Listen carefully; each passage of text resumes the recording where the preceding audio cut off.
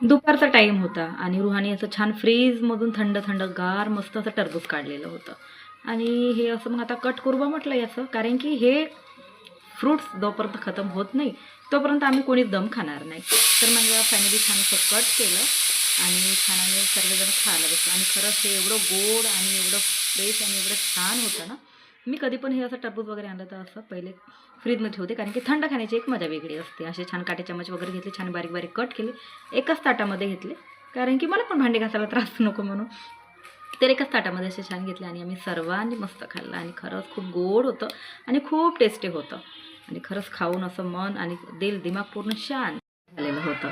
मग काय, मला जायचं होतं मग बाहेर. बाहेर जायच्या टायमाला बेशी छान तयारी वगैरे केली आणि मग तिकडून आला दक्ष. तर दक्षाला म्हणाले की मम्मी मला सर्दी झाली, कारण की मला काही दवाईनं वगैरे काही आराम वगैरे पडलाच नाही, मला परत थोडी जास्त सर्दी झाली. मी म्हटलं बरं ठीक आहे, मग तुला काय आता देते, आता तुला चला म्हटलं आता तुला देते मी हरारा, छान हळदीचा असा हरारा, गूळ टाकून, लवंग विलायची वगैरे टाकून, तुळशीचे पान वगैरे टाकून असे छान त्याला मी हरारा दिला. माहीत नाही का बरं, मुलांना खरंच आजकाल एवढे लवकर इन्फेक्शन होतात ना, मी तरी पण मी बाहेरचं वगैरे मुलांना देत नाही खायला. आणि त्यानंतर सर्व घरचा कामं वगैरे आटोपले आणि मग आम्ही आलो मॉलमध्ये. आणि मॉलमध्ये आल्यानंतर मग काय, इकडे छान आमची अशी खरेदी सुरू होती. खरेदी सुरू झाली, इकडे तिकडे आमची अशी बघाबघ सुरू झाली की काय घ्यायचं काय घ्यायचं.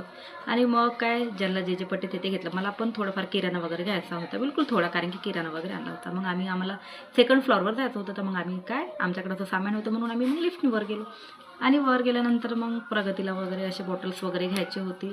पण खरंच ते पण खूप रेट, पण तरी पण आम्ही घेतले, कारण की तिला थोडं काम होतं घ्यायचं, म्हणून तिने एक नंतर परचेस केली आणि मग निघालो. आणि हे कप्स वगैरे घेतले आणि कप्स वगैरे बघितले, पण मी दुसरा कप्स घेतलेला आहे.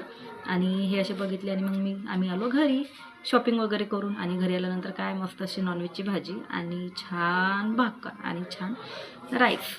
आणि दुसऱ्या दिवशी सकाळला मॉर्निंगला म्हटलं चला, मला रात्री तर काही खूप थकून होते, मग मला काही काढायला वगैरे भेटला नाही. आणि हे घेतलं होतं ग्लास, हा ग्लास माझ्या पाण्यासाठी घेतला होता सकाळच्या मॉर्निंगला. आणि अशी मॅगी घेतली होती आणि करायच्या बिस्किटचा पुडासुद्धा घेतलेला होता. हा घेतला होता पास्ता. तर फक्त मुलांना मी मॅगी आणि पास्ता तिथून आणत असते आणि फक्त बिस्किट, मग झालं याच्या तर मी काही आणत नाही. आणि हा विटोबा, कारण की आम्हाला ब्रश वगैरे सूट होत नाही, कारण की माझ्या दाताला ब्लड वगैरे लागतात म्हणून. आणि हे आहे विम जेल, तर विम जेलनी असं छान भांडी याच्याने छान निघतात. असं थोडंफार बिलकुल किराणा वगैरे, धनिया पावडर, तेल वगैरे. आणि हे बेसिनमध्ये टाकायचं घेतलेलं होतं, कारण की हे आपल्याला मंथली उपयोगी पडते, नाही तर बेसिन पूर्ण चॉकअप होऊन जातात. आणि हे पास्ता मसालासुद्धा घेतलेला आहे. आणि हे अर्धा किलोचा मी सर्फ एक्सेल निरमा घेतलेला आहे. रिन साबण घेतलेली आहे आणि साबणसुद्धा घेतलेली होती. तर एवढाच माझा किराणा होता. आणि हा ग्लास खरंच माझा ह्या किराणामधला फेवरेट. चला लाईक करा.